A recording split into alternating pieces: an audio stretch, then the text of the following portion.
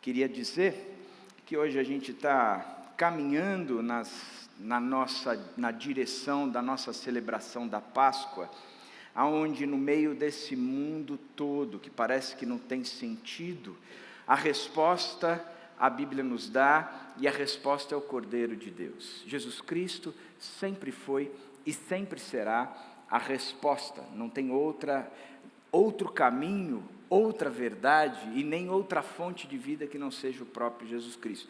E para isso a gente está trabalhando em partes, a gente está olhando os movimentos da criação, da queda, da redenção, para chegar em Jesus Cristo e o significado de Jesus Cristo nesse movimento todo. Hoje eu vou começar a conversar com vocês em cima do texto de Gênesis 12, de 1 a 3. Gênesis capítulo 12, do verso 1 ao verso 3. Então eu pediria para vocês abrirem a sua Bíblia, e se vocês puderem acompanhar a leitura, obrigado Fê, seria muito bom que nós lêssemos juntos. E aqui fica um desafio, né? Traga sempre a sua Bíblia. Não tenho, incômodo nenhum, nem objeção nenhuma que você traga no seu celular. Entretanto, o celular às vezes nos distrai bastante com o que chega. Então, a minha recomendação, traga a sua Bíblia impressa e deixe o seu celular no bolso para você poder aproveitar e absorver o máximo da palavra. O texto começa dizendo assim: Então o Senhor disse a Abrão: saia da sua terra, do meio dos seus parentes e da casa de seu pai, e vá para a terra que eu lhe mostrarei. Farei de você um grande povo e o abençoarei, tornarei famoso o seu nome, e você será uma bênção. Abençoarei os que o abençoarem, e amaldiçoarei os que o amaldiçoarem. E por meio de você, todos os povos da terra serão abençoados. Eu quero partir de uma afirmação de um pastor, para que a gente chegue na conclusão do que o texto está nos ensinando. E o pastor Warren Wiersbe, que ele diz o seguinte: quando o homem consegue mostrar o que tem de pior e atingir seu ponto mais baixo, Deus lhe dá um recomeço. Sempre há um recomeço da parte de Deus. Nós acabamos de cantar que sempre há de existir um novo amanhã preparado para mim. Cantamos isso. E isso é bíblico, porque sempre tem preparado um novo amanhã que pode começar para mim ou para você. Por quê?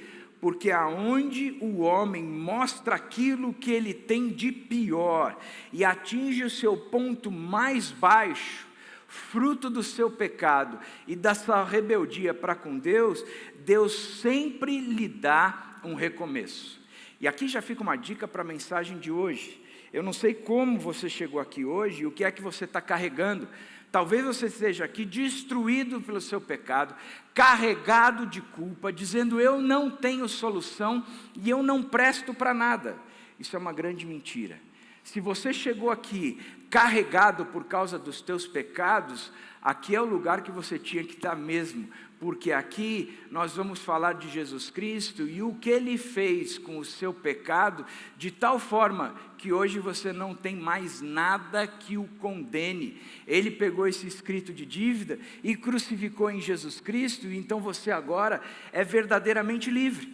Então, se você chegou aqui hoje com essa compreensão ou com esse entendimento, o meu pedido é: fica de ouvido bem atento, porque a gente tem uma boa notícia para você, notícia fundamentada na palavra de Deus.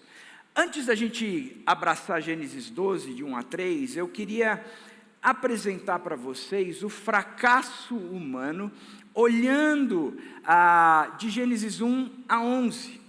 Quando a gente lê a Bíblia, a gente acha que talvez a Bíblia tenha sido proposta por Deus num movimento de reconstrução a partir de movimentos do homem. Deus cria, o homem peca, Deus diz: opa, e agora o que eu tenho que fazer aqui? Aí Ele dá uma solução: opa, o que é que eu tenho que fazer aqui? Não. Quando a gente lê, por exemplo, o texto de Apocalipse, Israel leu semana passada um texto também dos Evangelhos que diz: Cordeiro que foi morto desde a criação do mundo.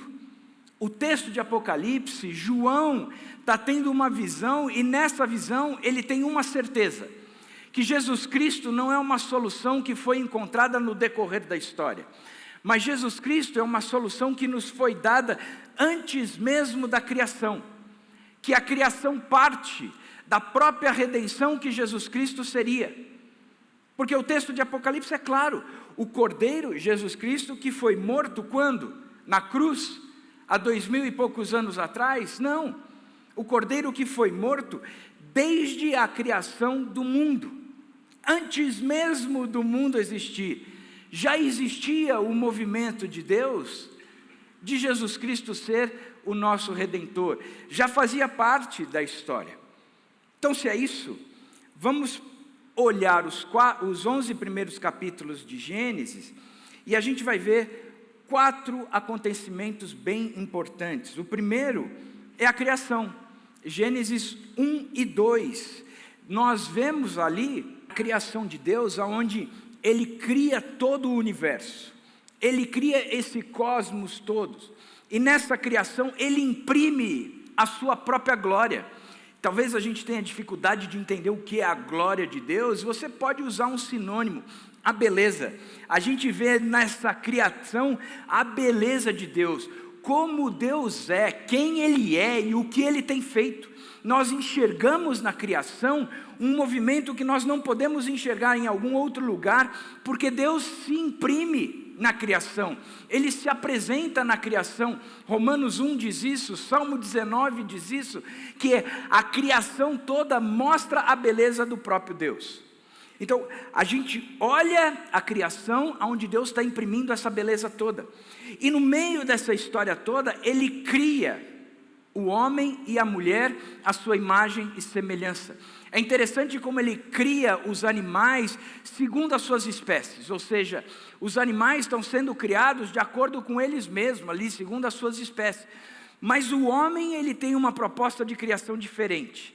O homem tem a sua criação, aonde Deus é espelhado e Deus é espalhado, aonde no meio desse universo todo, a existência de Deus pode ser vista e compreendida na própria criação, na própria pessoa do homem, que espelha a Trindade, que espelha quem Ele é, que espelha a relação entre o Pai, o Filho e o Espírito, que espelha a sua beleza, que espelha a sua capacidade administrativa, que espelha a sua capacidade criativa, que espelha a capacidade de aonde há o caos, Ele organizar. E foi assim a criação do universo, porque Ele viu a terra sem forma e vazia, e a partir deste caos que Ele viu, Ele vai dando estrutura ao universo inteiro, e coroa isso com aquele que é segundo a sua própria espécie, ou seja, a sua imagem e semelhança, e o homem passa a ser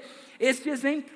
A criação do universo e a criação do homem tem um significado todo especial na Bíblia, porque revela o poder e a grandeza do nosso Deus, quem Ele é, mas também se revela em nós o seu poder e a grandeza, e quem nós somos a partir dele. A questão é que Deus vai criando, coloca o homem e a mulher no paraíso, no jardim, e diz: cuida de tudo aquilo que eu criei, seja o reflexo daquilo que eu sou, seja a minha imagem, espelhe a minha grandeza, portanto, que você também seja a minha semelhança, e vá embora. E ele vinha diariamente conversar com este homem e com esta mulher. Ele se revelava diariamente a este homem e esta mulher. Ele tinha um pleno convívio com este homem e com esta mulher. Ele habitava no meio deste homem e desta mulher. E este homem e esta mulher estavam inseridos num cosmos que, apesar da sua dimensão incalculável, este Deus tão grande, Ele gastava a sua existência ali, com aquele homem e com aquela mulher. E a criação é isso, é este o movimento.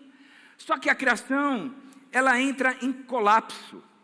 E a partir do capítulo 3, a gente vê o homem que foi feito à imagem e semelhança de Deus, ele deseja não mais ser a imagem e semelhança de Deus, mas aonde na própria criação é o patamar mais alto que ele poderia ter alcançado, mas ele deseja ser o próprio Deus.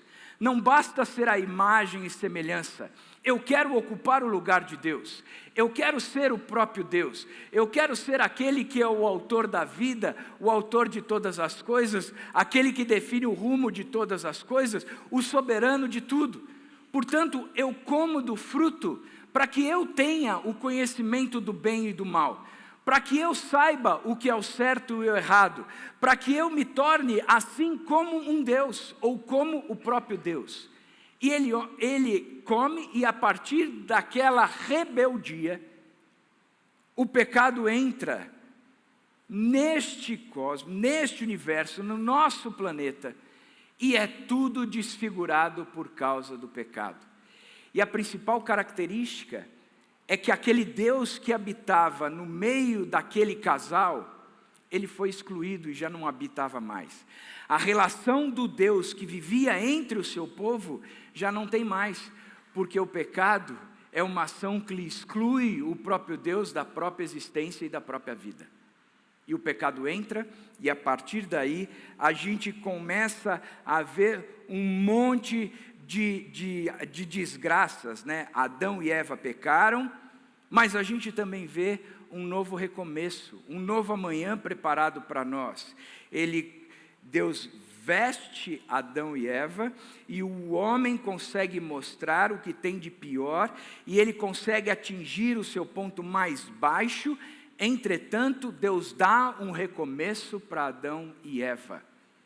O seu pecado, que o desconfigura e quebra a relação com Deus, ele passa a ter um novo recomeço.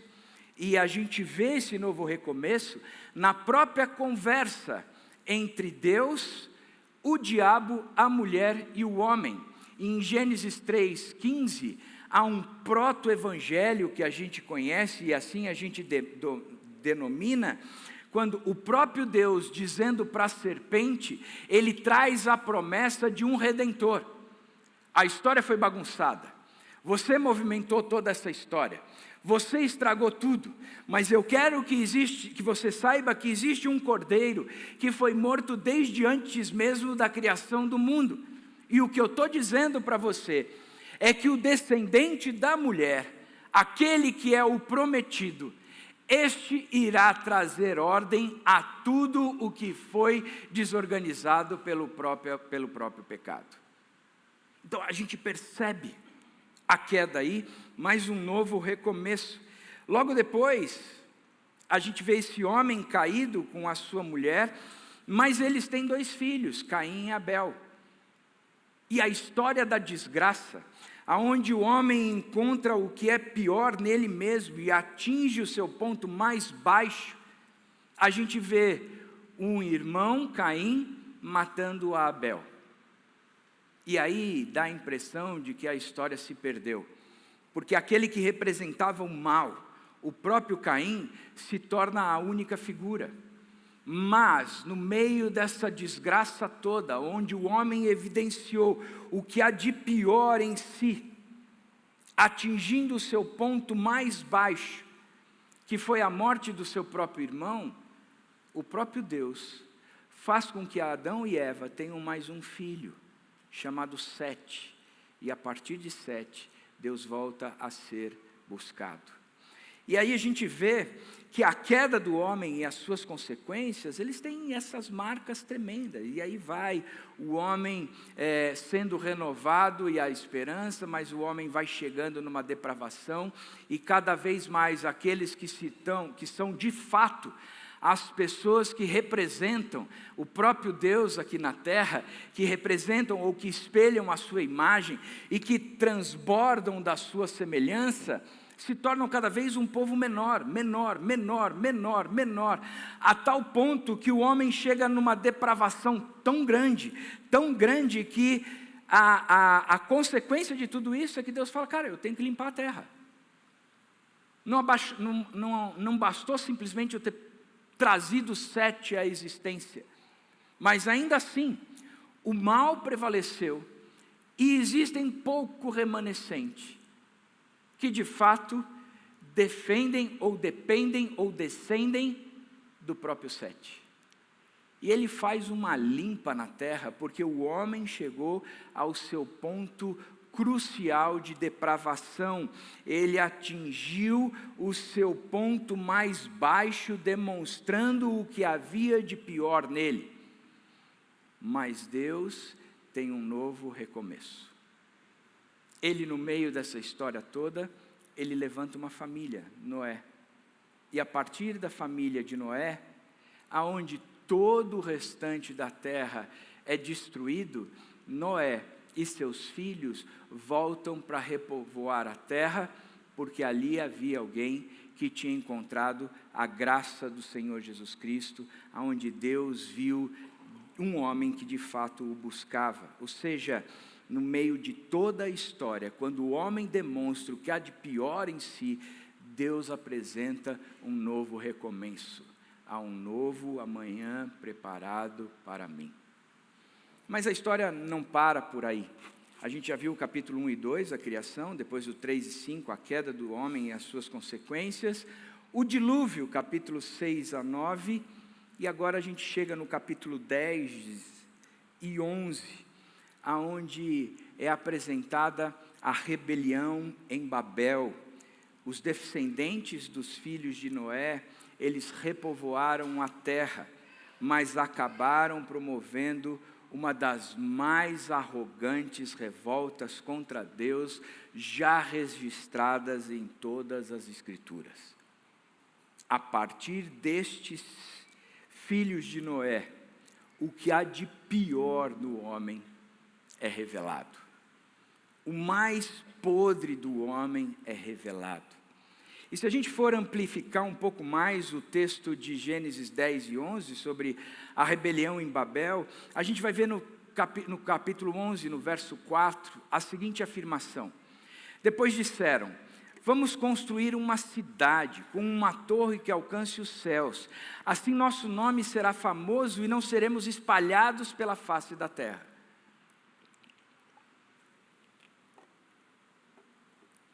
A gente conhece a história da Torre de Babel, a gente conta bastante dessa história para os nossos filhos, para as nossas crianças, a confusão que foi causada e a dispersão daquele centro de pessoas para todo o restante do mundo. Na verdade, quando você lê Gênesis 11, você está fazendo uma leitura mais amplificada, na verdade amplificada não, mais condensada. É como Gênesis 1 e 2. Se lê Gênesis 1, é uma leitura mais condensada a respeito da criação do homem. No capítulo 2, você vai ver uma leitura mais amplificada a respeito da criação do homem. No capítulo 10 de Gênesis, há uma leitura mais condensada, onde a depravação da raça humana vai sendo configurada, apresentada, desenvolvida. E no capítulo 11, há algo mais amplificado, aonde pega uma parte desta criação, dessa depravação do capítulo 10, que é da família de Cã, de Nimrod, que conquista e construi Babel, e aí depois no capítulo 11 se amplifica, onde a gente vai entender o que de fato ali aconteceu, e a desgraça decorrente daquilo ali. Depois disseram, vamos construir uma cidade com uma torre que alcance os céus. Assim nosso nome será famoso e não teremos espalhados pela face da terra. Quem está dizendo isso? O povo que habitava em Babel. E eles estão falando o seguinte: a primeira coisa é a resistência a Deus. Depois disseram, vamos construir uma cidade com uma torre que alcance os céus. A proposta inicial ali é uma rebeldia àquilo que Deus tinha falado na criação. Na criação, Deus ordenou, olha, eu quero que vocês sejam férteis e que vocês multipliquem-se, e que vocês encham e subjuguem a terra. A proposta de Deus é: eu não quero que vocês fiquem aqui, mas eu quero que vocês se espalhem.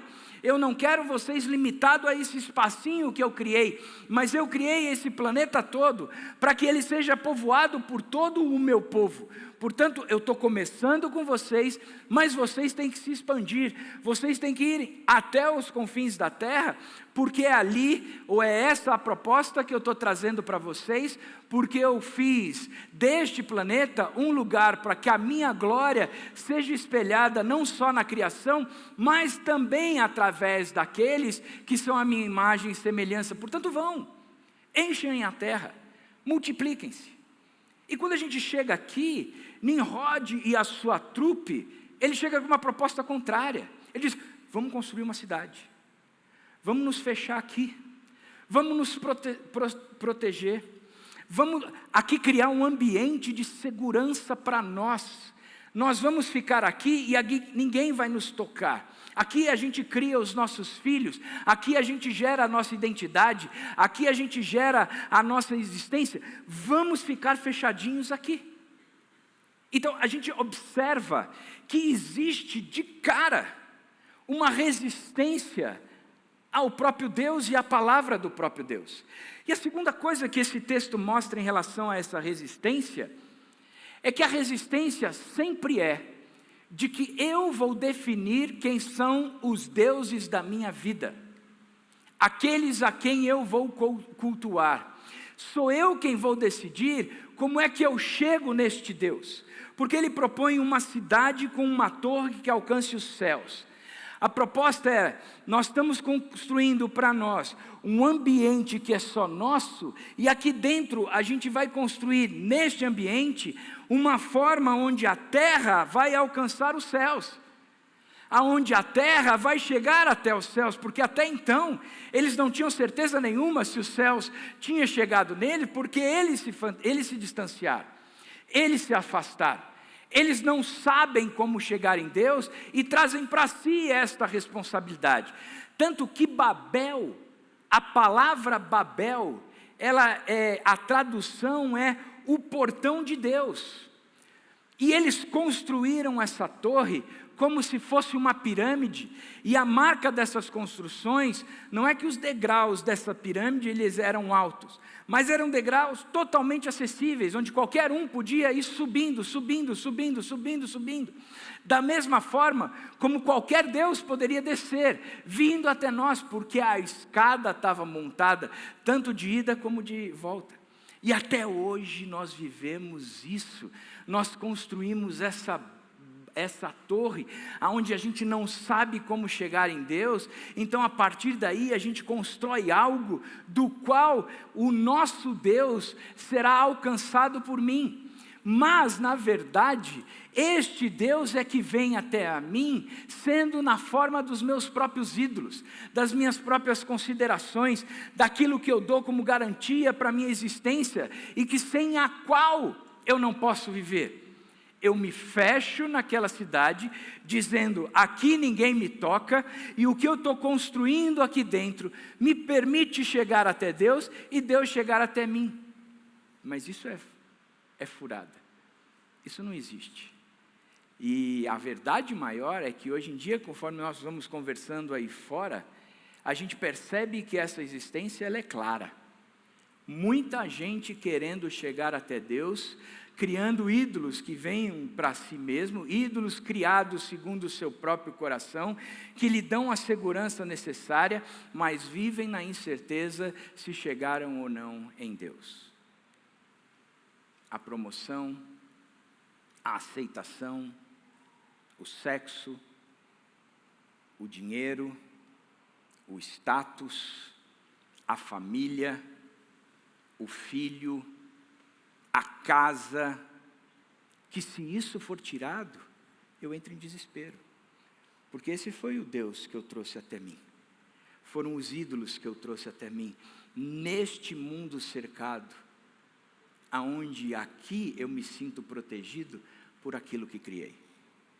Então, nós percebemos de cara que a rebelião em Babel é uma rebelião em relação à resistência a Deus.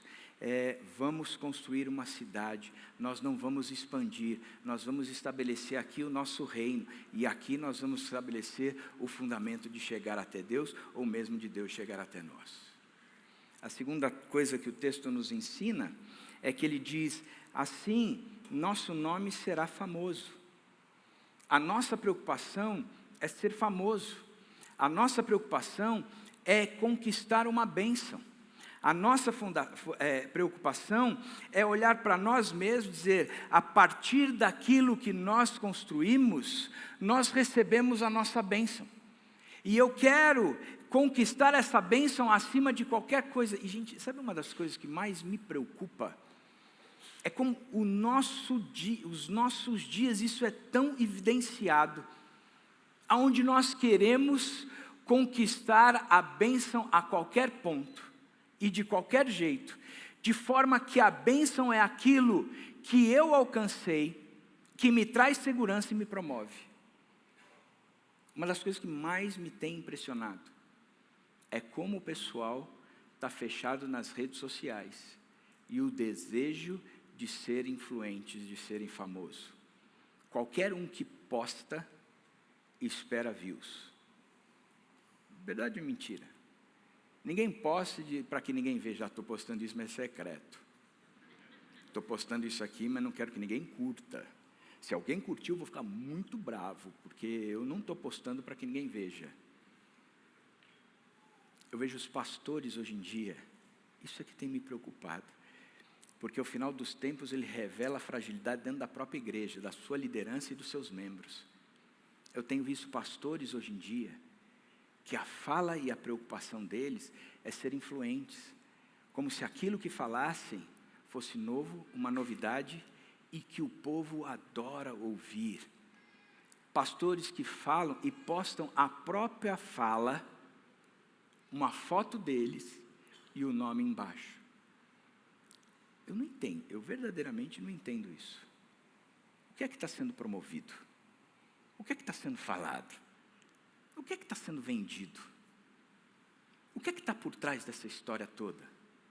O que está por trás dessa história toda é uma construção de um altar, onde eu me coloco nesse altar e eu quero ser venerado, porque eu construí a minha cidade e eu estou estabelecendo a minha torre aqui, onde eu vou chegar nos céus por esforço e mérito meu.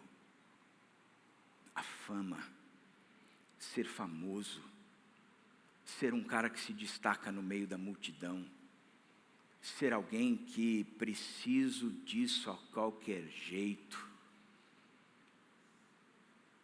Eu não tenho mundial, mas vou fazer a FIFA engolir isso goela abaixo. Eu coloco inclusive a minha presidente lá com o seu aviãozinho para que o meu mundial seja reconhecido. É ou não é, Zé? Foi assim. Eu preciso disso. É meu próprio esforço. É na marra. É na conquista própria. E aí, sou eu que recebo os holofotes. Eu vou ser famoso.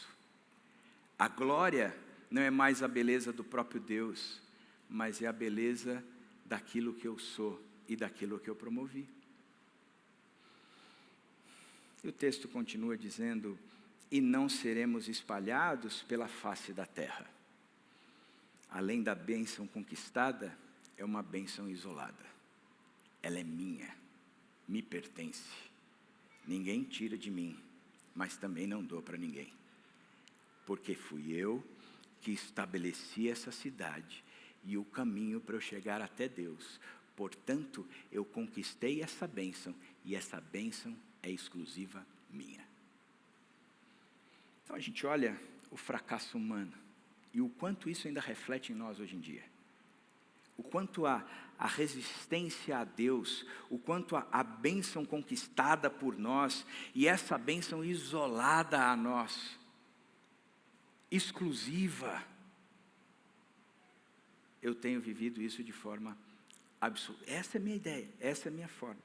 Ou seja, quando a gente olha para Gênesis de 1 a 11, a gente vai ver a criação, mas depois da queda a gente identifica tudo isso. a gente identifica em Adão e Eva, a gente identifica isso em Abel, a gente identifica isso em Caim e Sete, a gente identifica isso em Noé, a gente identifica isso nos filhos de Noé, a gente identifica. Essa história é vista, é repetida, e ela é trazida até os nossos dias, porque esse continua sendo o fracasso humano. Mas, quero recordar a frase: quando o homem consegue mostrar o que tem de pior e atingir o seu ponto mais baixo, Deus lhe dá um recomeço. Teu amor jamais me deixará, sempre há de existir um novo amanhã, preparado? A gente consegue falar junto, né? Eu sei que vocês conseguem. Eu sei que vocês se esforçam para ser um povo só. Querem sair dessa cidade que vocês construíram e desse torre que vocês tanto evidenciam, dizendo, essa bênção não é minha, mas ela pode ser compartilhada. Então a gente pode olhar e dizer, um novo amanhã. Amém, Jesus. Amém, Jesus. Deus promoveu esse recomeço, mas Ele promoveu antes mesmo da criação do mundo. Ele promoveu naquele que era o Cordeiro de Deus e foi sacrificado por causa do nosso pecado. Jesus Cristo, Ele tem a sua função e o seu destino antes mesmo de Deus ter dito, haja luz. Então a gente começa a olhar que aquela profecia dita em Gênesis 3,15, e é a primeira vez que isso vem à tona, que no meio da raça humana, essa raça que se rebelou de forma tão intensa, aquele novo amanhã surgirá, ele virá de uma virgem. E aí a gente lê o Velho Testamento todo apontando para esse Jesus Cristo, dizendo a existência dele e dizendo o movimento dele. E em Abraão essa história começa a ser revelada de fato. O que aconteceu na conversa entre Deus e o diabo em Gênesis 3,15, em Abraão começa a ser revelada. Jesus Cristo começa a ser anunciado. O povo de Deus, povo exclusivo de Deus, povo de propriedade exclusiva de Deus, aquele que é o tesouro pessoal de Deus entre todas as nações, a menina dos seus olhos, começa a ser anunciada pelo movimento do próprio Cristo a partir de Abraão. Abraão, ele traz à existência esse novo amanhã preparado para nós. A história de Abraão é a história desse recomeço. A história de Abraão é o movimento de Deus que começou antes mesmo da criação do mundo. A história de Abraão é a demonstração máxima do amor de Deus por mim e por você, que começa a revelar na pessoa de Jesus Cristo. E a gente vai ver o porquê de tudo isso.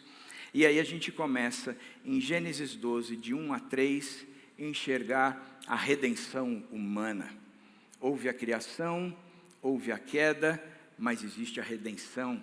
Quando nós chegarmos na celebração da Páscoa, daqui a algumas semanas, a gente vai coroar essa redenção quando a gente entender quem é o Cordeiro de Deus, que de fato veio ao nosso encontro, foi sacrificado por nós e nos deu uma viva esperança de uma vida eterna.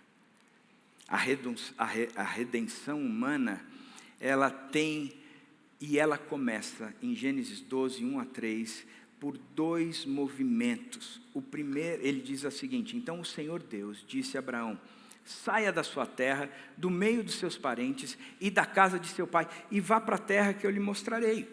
A redenção humana, ela passa pela compreensão de que a vida que tem que ser vivida e que vale a pena ser vivida é em obediência a Deus, é em total submissão a Deus, é aquele que se coloca debaixo de Deus, no meio desse caos todo, aonde Babel trouxe a sua característica maior, e essa bagunça foi espalhada entre todas as nações, com línguas e falas e costumes diferentes.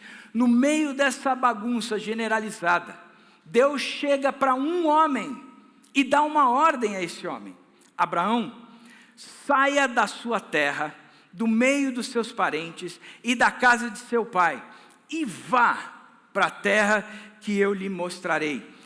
Saia e vá, saia e vá. Não tem como a gente viver esse primeiro passo da redenção humana sem compreender a abnegação completa do ser humano para poder experimentar uma vida nova, um recomeço, esse novo amanhã preparado para mim. Eu tenho que negar a mim mesmo, eu tenho que reconhecer o meu fracasso, eu tenho que decretar a minha falência, eu tenho que dizer: eu não consigo. Eu me trouxe ao lugar mais perdido da face da terra. Saia e vá. Saia e vá. A proposta é Deus que está chegando para um homem que vivia no meio de uma terra farta, rica, aonde ele tinha as suas identidades e as suas bênçãos. Ele definia o que bem queria, ele vivia de acordo com o seu propósito, mas apareceu um Deus, e a gente não sabe como foi que ele apareceu, quais são essas características da sua aparência, mas que foi claro para Abraão, que ele tinha que sair e ir. E é isso que ele faz. Eu tenho que sair e ir. A segunda, baseado nesse movimento, a gente entende, por exemplo, quando a gente lê Hebreus 11, que fala a respeito de Abraão, porque considerou fiel aquele que havia feito a promessa. Olha que coisa interessante. Por que é que Abraão passa a viver uma vida de obediência a Deus? Qual é essa marca? Porque as promessas de Deus eram boas. Ele disse que me levaria para uma terra. Quem não quer chegar a uma terra boa? Quem não quer sair da casa que nós estamos vivendo e ir para um condomínio bacana, cheio de casas, cheio de quartos com banheiros, e quem não quer usufruir do bom e do melhor? Claro que a gente quer, é isso que eu busco. Então, olha, o que eu estou falando é que você precisa ir para... Não, Abraão não considerou o que Deus disse, não foi isso. Porque talvez o que Abraão tivesse já era suficiente para ele. Ele já tinha construído a sua cidade e ele já tinha construído a sua torre. Mas ele teve um encontro com um Deus diferente. E esse Deus diferente, ele passou a crer nele. E o que ele disser daí para frente é o que eu obedeço. Porque a fé não é fé nas promessas do Senhor Jesus. A fé é a fé no Senhor Jesus, que prometeu coisas. E mesmo que eu não tenha todas essas coisas, ainda assim, a minha fé continua sendo numa pessoa e não nas promessas. Porque considerou Abraão fiel àquele que lhe havia feito a promessa. E deixa tudo e segue aquele Deus. A segunda coisa, quando a gente lê esse texto, é um apelo ao abandono à vida antiga. Mas por quê? Porque Abraão estava vivendo exatamente nesse lugar onde a Babel tinha sido construída e depois ela tinha sido expandida. Onde aquelas pessoas que criavam a cidade, construíam a torre, estabeleciam o seu domínio e a maneira de chegar em Deus, e isso aqui lhes garantia isso aqui, estava sendo explicado e vivenciado. E a questão é que tudo isso que existe aqui não me traz segurança nenhuma, portanto, o Deus, o portão, a escada que eu estabeleço, ela promove a vinda de vários deuses enquanto eu estou indo. A existência de vários ídolos enquanto eu vou ao encontro desses ídolos. Mas no meio deste mundo todo, quando a gente lê Josué 24:2 diz: Josué disse a todo o povo: assim diz o Senhor, o Deus de Israel. Aonde começou a história do Deus de Israel?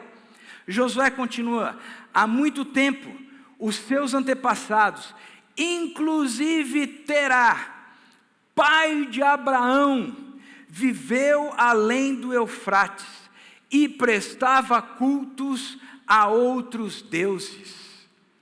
Abraão vivia numa terra onde a existência de outros deuses e a prática de adorá-los, de cultuá-los, de estabelecer aqui a torre que vai alcançá-los era comum. Todos faziam. E aparece um Deus no meio de todos esses deuses e diz: Abraão, vem cá. Na verdade, teu nome é Abrão. Eu vou mudar mais tarde para Abraão, mas vem cá. Deixa eu te falar uma coisa. Saia da sua terra, da sua parentela, da casa de seus pais e vai para uma terra que eu vou te mostrar. Caminha naquela direção.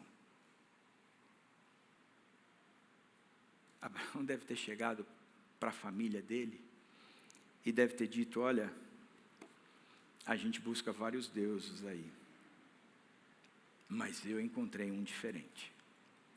E esse Deus falou comigo.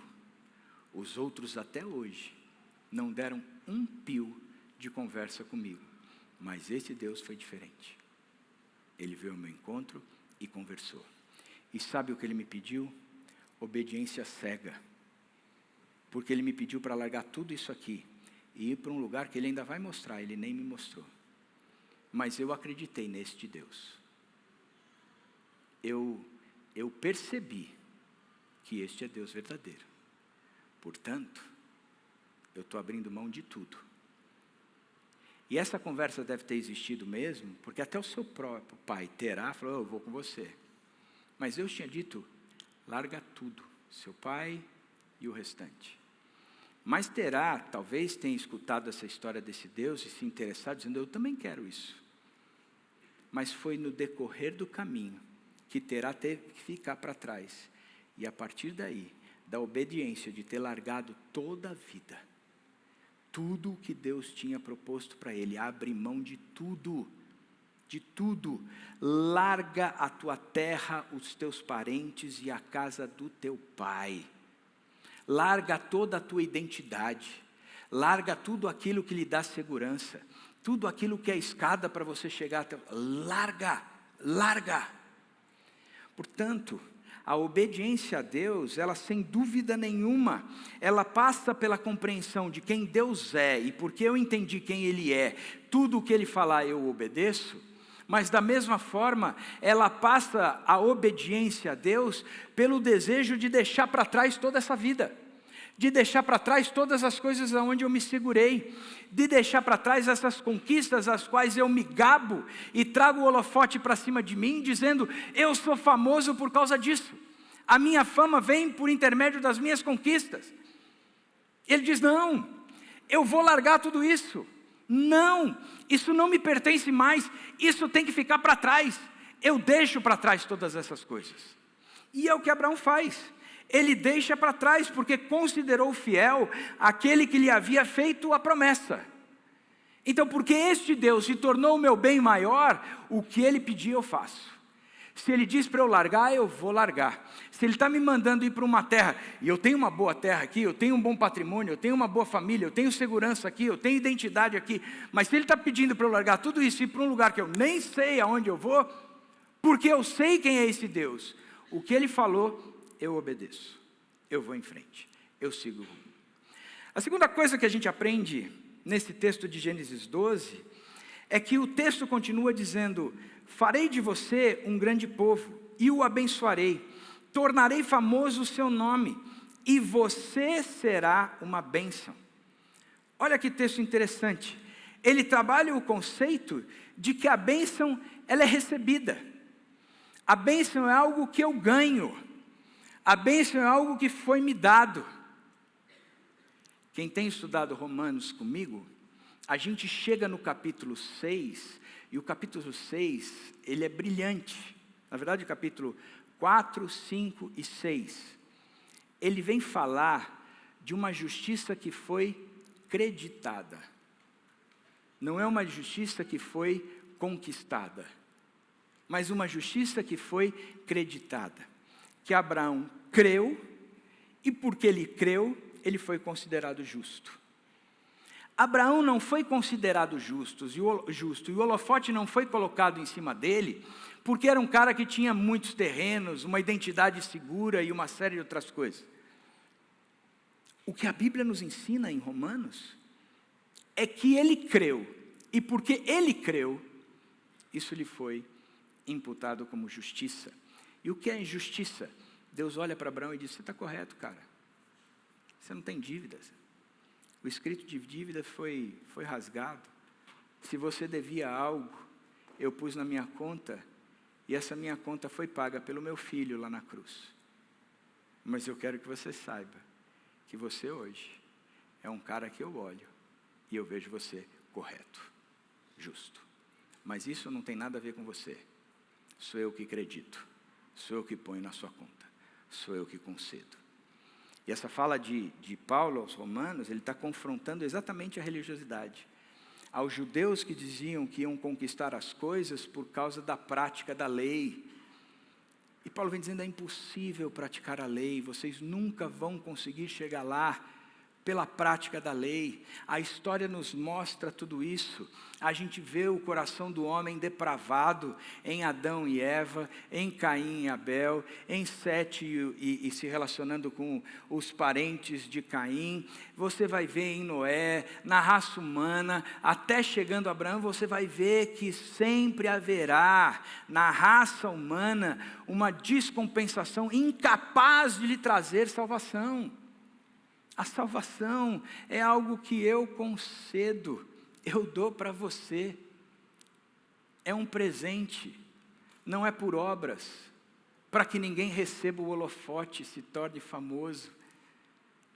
Mas é pela graça e a misericórdia do nosso Deus, que enviou o seu Filho, Filho unigênito, o Cordeiro de Deus, que nos deu a salvação. A bênção, ela é recebida, nunca é conquistada. Isso tira um peso tão grande de mim, gente. Compreender isso é liberdade, é libertação, é viver livre. Porque eu confesso para vocês que eu já tentei. Eu confesso para vocês que eu já tentei. E não consigo.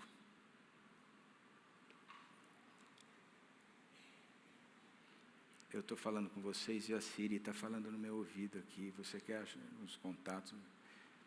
Está insuportável isso aqui agora. Bom, o que a gente olha é exatamente esse movimento. O movimento de Deus para conosco. É dele que vem o nosso encontro.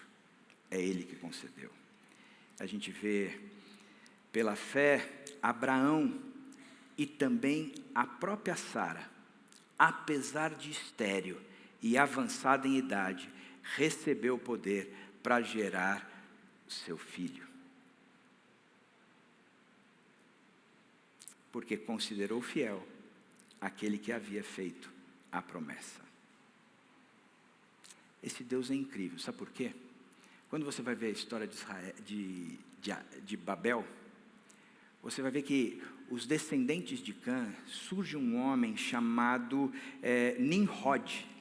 E esse Nimrod era um valente que se destacou, e ele fez conquistas e conquistas, ampliou um território e criou a partir de si cidades importantes, aonde os sírios, aonde a Babilônia, ela passou a existir a partir desse cara. Nimrod fez. Era um cara poderoso, mas aonde é que ele chega? Ele chega em Babel. Aonde é que ele chega? Ele chega numa cidade construída por ele, numa torre que ele edifica, que não leva a lugar nenhum, nem ele e nem os seus descendentes. Pelo contrário, são espalhados em confusão. Mas Deus começa o novo amanhã preparado para mim a partir de duas pessoas incapazes. Abraão podia ter tudo o que ele tinha, mas aquilo ia morrer nele mesmo, porque ele não tinha condições de passar o que ele tinha para um descendente, porque o texto diz que Sara era estéril, e Romanos 4 fala que quando Abraão e Sara receberam a promessa, Abraão já tinha o corpo amortecido na carne, e Sara o ventre estéril. Testa, você que tem experiência nisso, quer vir contar para o pessoal o que é o corpo amortecido na carne? Eles, eu acho que talvez não tenham entendido o texto aqui assim. Então você pega o texto e fala assim, o que é isso? Significa que Deus a partiu de duas pessoas que não eram capazes, na promessa de que a partir daqueles dois, uma grande nação seria feita. Ou seja, Deus é quem faz. E às vezes a gente acha que tem tudo, tem um grande patrimônio, uma grande identidade, uma grande fama, uma grande família, mas apesar de ter tudo isso, a gente não tem nada. Porque o próprio Deus olha e diz, o que falta sou eu que concedo. E o que eu concedo é o que gera vida para você e para todo o restante da sua descendência. E no caso de Abraão, é o que gerou vida para mim e para você. A bênção recebida. E por fim ele continua, terminando o verso 3, diz, abençoarei os que abençoarem, amaldiçoarei os que o amaldiçoarem. E por meio de você, todos os povos da terra serão abençoados. O texto nos revela uma bênção espalhada. Isso fala tanto sobre nós hoje em dia. Porque as nossas orações, elas sempre refletem naquilo que nós queremos. As nossas orações, elas sempre se baseiam ou se fundamentam numa corrida nossa em prol de conquistar bênçãos. Verdade ou mentira? Pensa nas suas últimas orações. Eu preciso restaurar o meu casamento, eu preciso recuperar o meu filho, eu preciso pagar uma conta, eu preciso saber lidar com o meu chefe porque eu quero alcançar aquela promoção, eu preciso vender, Senhor, porque eu preciso bater a meta, Senhor. E aí a gente vai de manhã nas nossas orações, passando um checklist para Deus daquilo que Ele tem que fazer, aonde os nossos pedidos são centrados em nós mesmos. A oração do Pai Nosso, ela é muito difícil de ser feita. Pai Nosso que estás nos céus. Sabe a maneira como eu consigo construir uma torre que alcança da terra aos céus? Pai Nosso que estás nos céus, santificado seja o teu nome, venha o teu reino e seja construída essa torre. E a sua vontade seja feita assim na terra como no céu. E como é que essa vontade é feita? Quando eu entendo que o Pai é nosso.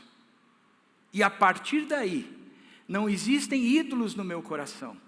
E tudo o que eu sou passa a ser em relação ao próximo, porque Deus é a maior coisa que eu tenho na vida. E aí ele vai dizer, o pão que é nosso, nos dai hoje. É um olhar para fora. O pão que é nosso. O pão que é nosso. Às vezes eu fico olhando para o povo de Deus, e como o povo de Deus é tão focado naquilo que tem. Como é difícil o povo de Deus olhar para uma pessoa e diz, ela não tem dinheiro para pagar a faculdade. Eu consigo apertar o meu cinto e vou pagar a faculdade dela, porque o pão que eu tenho não é meu, é nosso. Eu posso viver numa casa menor, porque assim sobra mais, para que eu possa viver e distribuir o que tenho entre outros. E gente, na boa, a gente tem vivido um período tão chato, que há um exército de picuinhas que fica olhando para aquilo que eu, Israel, Caleb, qualquer outra pessoa prega e diz, está vendo? Olha aí, comunista,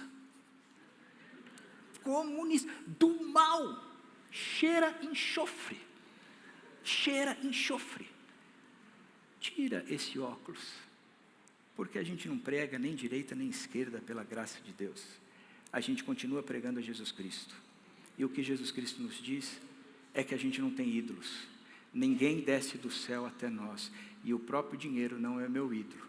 E eu tenho condições de usar o dinheiro que eu ganhei de Deus para ajudar o próximo. Porque eu quero ser bênção e não receber bênção. Porque a salvação não é para eu ganhar bênção. A salvação é para eu ser bênção. A salvação é aquela que promove unidade. A salvação é aquela que me aproxima do próximo, não me distancia. Que eu olho para o próximo e digo, ele pensa totalmente diferente de mim, mas não tem problema. Não tem problema. O que a gente tem em comum é o Deus que veio ao nosso encontro. E Ele é muito maior do que tudo aquilo que a gente tem em comum. Portanto, eu posso conviver em harmonia. E o que preciso for, eu trago do meu para Ele, da mesma forma como Ele traz do dele para mim. Porque eu fui salvo para ser bênção. Sabe o que isso significa? Significa, por exemplo, quando a gente olha Hebreus 11, 12, na galeria dos heróis da fé, quando está falando a respeito de Abraão, diz assim, daquele homem já sem vitalidade, Abraão, originaram-se descendentes tão numerosos. Abraão foi bênção. Abraão foi bênção, não para si, mas inclusive para nós, porque a partir de Abraão, a gente recebeu a graça que é Jesus Cristo. De forma sucinta, o cordeiro que foi morto desde a criação do mundo, foi algo que existiu antes mesmo da ordem para que a luz viesse à existência. O cordeiro que foi morto desde a criação do mundo. A partir daí, na criação do mundo, a gente vê o fracasso humano. E Babel, ele evidencia muito isso. Ele vai demonstrar a resistência a Deus, a bênção conquistada e a bênção isolada. Mas a gente vê em Abraão a diferença de tudo isso. Uma obediência a Deus, a bênção recebida e a bênção espalhada. Da mesma forma como Jesus ensinou, tendo recebido o pão, deu graças e o partiu. A gente recebe, agradece e parte, a gente recebe, agradece e parte, a gente recebe, agradece e parte, porque este é o movimento de Cristo. Ele mesmo foi partido, Ele nos ensina na ceia. Este é o meu corpo que foi partido por vocês. Este é o meu sangue, foi derramado por vocês. Eu mesmo, a partir de ser todo este Deus, eu sou bênção. Eu sou bênção para vocês. Porque é a partir de mim que vocês têm vida. Um novo amanhã está preparado para você. E o que a gente tem que entender? A gente tem que entender que Babel tem que ficar para trás. Essa desobediência cega, centrada num orgulho absurdo, de querer conquistar as próprias bênçãos, e de isolar para mim mesmo, para uma conversão, para ser como Abraão. A fé que existiu em Abraão, Isaque e Jacó, é a mesma fé que é vista em mim. A fé que recebeu do Pai. E aquilo que recebeu se tornou uma obediência máxima. O que Ele disse, eu obedeço. O que Ele propõe, eu faço. O que Ele diz que eu sou. A minha identidade agora é essa. Não é mais em Babel. E a partir daquilo, essa bênção recebida, ela é espalhada. Se eu estou no meu condomínio, eu estou no condomínio para espalhar essa bênção. Se eu estou na minha faculdade, eu estou nessa minha faculdade para espalhar essa bênção. Se eu estou no emprego que eu estou lá não é para galgar os melhores lugares, os melhores salários e as melhores promoções, mas eu estou aonde eu estou para que essa bênção seja espalhada enquanto eu galgo tudo isso. E se alcançar a bênção continua sendo espalhada. Se não alcançar, a bênção continua sendo espalhada. Porque aquilo que eu recebi é algo tão precioso para mim, que não cabe ficar comigo mesmo, ou comigo só. Eu preciso distribuir.